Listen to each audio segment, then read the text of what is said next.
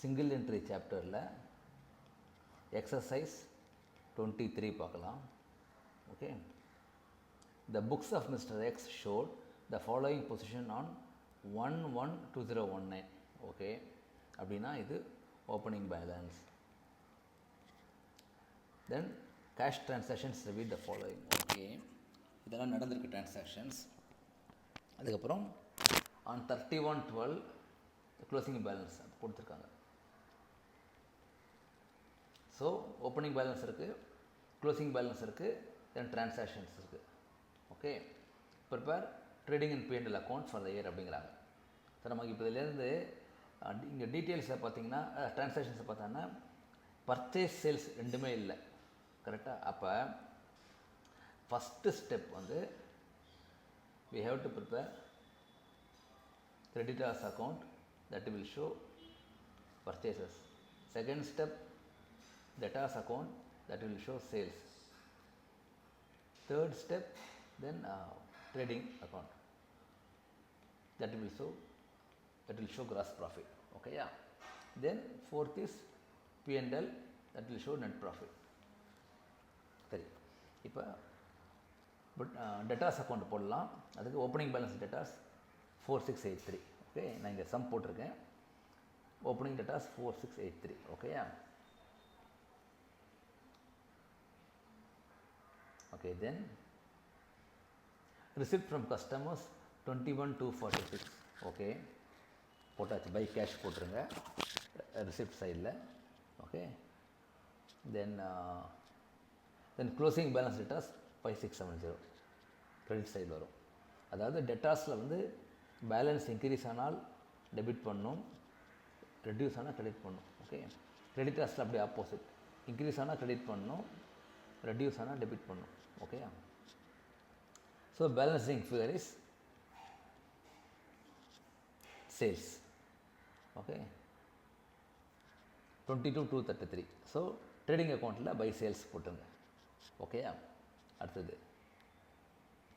Creditors அக்கௌண்ட்டில் by balance brought down 901 opening balance. Okay, போட்டாச்சு.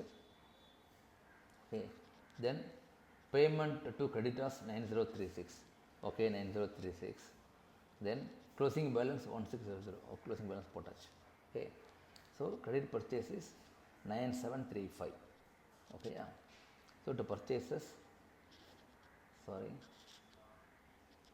9735.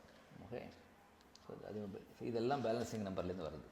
Okay, so debtors account போட்டாச்சு, creditors account போட்டாச்சு. Okay, இப்போ ட்ரேடிங் அக்கௌண்ட் போடலாம். ட்ரேடிங் அக்கௌண்ட்டில் ஓப்பனிங் ஸ்டாக் இருக்கா பாருங்கள். ஓப்பனிங் ஸ்டாக் இல்லை. டெட்டார்ஸ் இருக்குது, ஃபர்னிச்சர் இருக்குது, cash and bank. So no opening stock. ஓகேயா? ஸோ டைரெக்டாக டூ பர்ச்சேசஸ் போடுங்க 9735. இதை இன்னொரு கிராஸ் டிக் வச்சுக்கோங்க 9735. ஓகே, தென் பை சேல்ஸ் போட்டாச்சு. ஓகே, தென் க்ளோசிங் ஸ்டாக் இருக்கா பாருங்கள். எஸ் இருக்குது, 3200 க்ளோசிங் ஸ்டாக் இருக்குது. So balancing figure is gross profit 15,698. ஓகேயா? இப்போ பை ஜிபி 15,698. ஓகே, இப்போ என்ன எக்ஸ்பென்சஸ் இருக்குது பார்க்கலாம். Payment of salary 1830. Salary okay, மாற்றி எழுதிட்டேன். பேமெண்ட் ஆஃப் சேலரியா? இது salary. Okay, 1830. Payment of rent 945. Okay, then sundry expenses 384. Okay, then okay drawings வராது, அவ்வளோதான், வேறு எதுவும் வராது. ஓகேயா? So gross net profit is 15,239. So இதில் 4 நம்பர்ஸ் இருக்குது. ஒன்று credit sales 22,233. Okay, then credit purchases 9735. Then net profit 12,539. Of course gross ப்ராஃபிட்டும் உண்டு 15,698. ஓகேயா? ஸோ இந்த 4 நம்பர்ஸும் இங்கே மேட்ச் ஆகுது. பட் நம்மளால் ஆன்சரை பார்க்க முடியாது எக்ஸாம் சமயத்தில். ஓகே, ஸோ இந்த சம் போட்டு பாருங்கள். தேங்க்யூ.